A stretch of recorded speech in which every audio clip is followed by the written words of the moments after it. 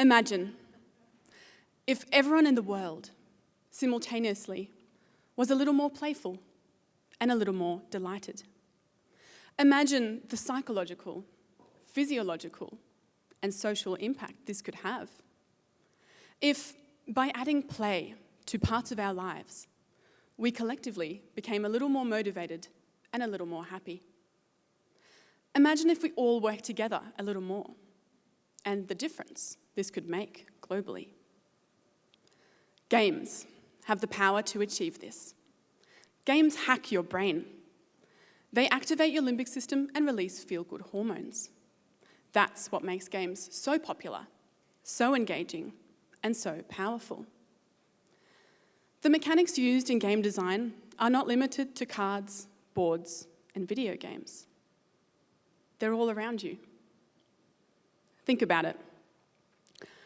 Every time you earn status points by flying, every time you buy that 9th coffee to get one free, every time you work hard in school to get an A instead of a B, and every time you bribe your child to eat their vegetables with the promise of dessert, you are engaging with a game mechanic. Game mechanics are already affecting your life.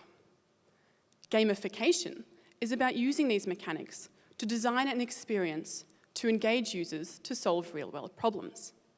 It's about applying a game layer on top of the real world. An example is the piano stairs. The aim was simple: get people to take the stairs instead of the escalator. By placing tactile piano keys onto the stairs, people could create music as they walked and burn a few extra calories while having fun. The result? A 66% increase in people taking the stairs. Companies like Fitbit are also using elements of gamification to encourage you to exercise more. Fitbit's app tracks your exercise, gives you daily challenges, lets you compete with friends, and rewards you with badges. Another example is Chore Wars, which turns your household into a game.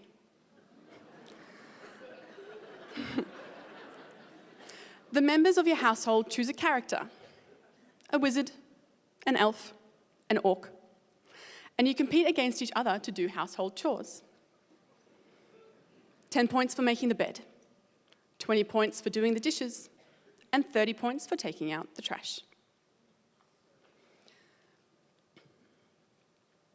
Current examples of gamification tend to rely on simple mechanics, like points, badges, and leaderboards, and a lot of them rely on competition.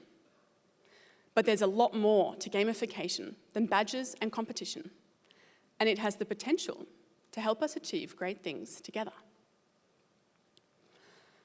I fell in love. I fell in love with gamification when I discovered that it could nudge behaviour in the real world. I designed an experience for my colleagues at ThinkPlace to encourage a range of team behaviours. From daily irritants like tidying a mess and submitting a form, to strategically critical behaviours like sharing knowledge and building culture by showing appreciation for each other. This is a mechanic we developed. It's called a mess monster. You place it on a mess to, 1, signal that this is a messy area that needs cleaning, and 2, empower people to clean it. Before mess monsters, cleaning was kind of annoying. It was frustrating, especially if it wasn't your mess. After mess monsters, cleaning was kind of fun. After all, you're capturing monsters, and cleaning rewarded you and your team. This is just one example of how we used a game mechanic to reframe daily behaviours through fun. In my PhD research in gamification and my work with clients, I am driven by the question of how we can use gamification to delight, to celebrate, and to achieve great things. I've worked with many clients to apply gamification in their contexts, from government departments to schools and restaurants. And I've found that all of them are trying something new because they understand that current approaches to engaging people are not enough. Global trends in technology, flexible and employee-centred workplaces, and generational expectations are just a few of the converging trends driving gamified experiences. Gartner research predicts that 50% of businesses will have at least one gamified process by the end of 2018. A global workforce study by Towers Perrin found that less than 1/3 of employees are meaningfully engaged in their work. A study by Talon LMS found that 79% of learners said that they would be more productive if their education was more game-like. And by 2025, 3 out of 4 workers will be millennials who have grown up on video games. As digital natives, millennials have grown up in an era of technology and have high expectations for being engaged. These trends show the demand for more engaging and user-centred experiences. Our standards for how we engage with brands, products, companies, and workplaces is increasing. We expect to be engaged. We expect to have experiences designed and tailored for us. And we want to be part of something bigger than ourselves that connects us meaningfully with each other and with a purpose. And this is where I see gamification going.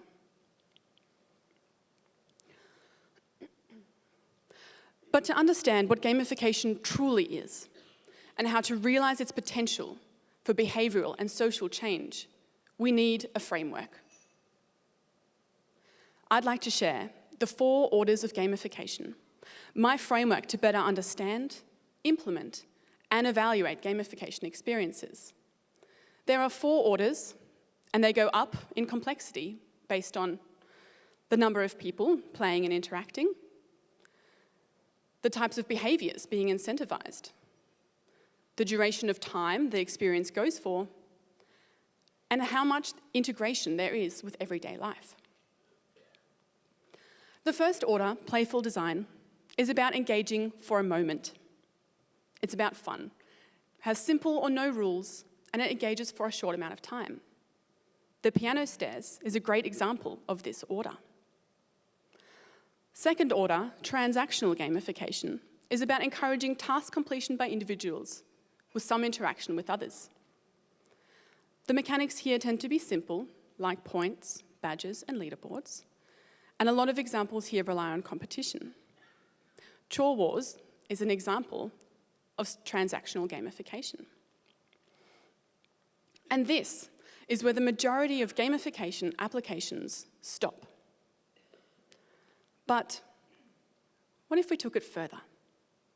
What if we took it beyond competition-only experiences and worked together for collective good? This is where third order, social gamification, comes in.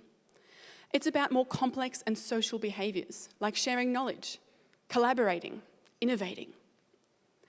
Here the experience goes for months and years, with groups like organisations and communities playing, and there is meaningful integration with everyday life. There aren't many examples here yet, but they will include teams and workplaces working towards organisational objectives through a gamified experience. They will involve sporting teams, rewarding ongoing training effort and team spirit. And they will involve schools, creating more engaging learning environments and curriculum structures. Fourth order, systemic gamification, is about gamifying at scale. Here, a large variety of behaviours are being incentivised. The experience runs for years. Groups as large as communities and entire nations are playing and interacting, and there is substantial merging with everyday life. This is a somewhat theoretical level, but there is a current pilot in China that is exploring this notion. It's called Sesame Credit, and it's about gamifying China's citizens. Citizens receive a score based on their social media activity and online purchases. The higher your score, the more easily you have access to things like booking a hotel without a deposit, easier access to loans, and having applications processed faster. The Sesame credit score has become so valued that some people are even putting it onto their online dating profile. Sesame Credit is creating a meta-level game experience for citizens across their life, with their game score having a very real impact on their life. The 4 orders of gamification framework is powerful because it defines the impact we're making, directs the mechanics we use, and guides how we evaluate outcomes. The piano stairs won't address the obesity epidemic because you need a 3rd and 4th order gamification to do that. But the piano stairs will change behaviour in the moment. If we want to create social and systemic level change, we need 3rd and 4th order gamification. I see gamification as not something new or innovative. I see gamification as the new norm. Imagine replacing our current school system with its archaic industrial age setup with a gamified one. What if, instead of grading students by age and giving them only one chance to succeed on an exam, students became players and could choose their own education adventure? What if students could choose which subject areas to master and try again and again while having fun? What if they could learn from peers who had already mastered a subject and instead of being labelled as cheating, were instead rewarded with points and badges for collaboration and helpfulness? Imagine if we were all playing the game of environmental sustainability, that your household received points every time you switched off the lights, put out the recycling bin, cycled instead of drove, and used reusable shopping bags. Imagine that your household level of sustainability gave you discounts on your bill, funded the planting of trees in your local neighbourhood, and donated to wildlife funds. Imagine if cities worked together as teams and we competed against the other cities in our country, and then our individual and collective effort could be celebrated so that we could see how our daily actions affect the health of our city, our country, and our world. I see gamification as the key to nudging behaviour, individually and collectively, to achieve great things. I see gamification as a better way to connect with each other, to address the critical problems we face today. I leave you with this thought. Life and work don't need to be so serious. Life and work can be fun.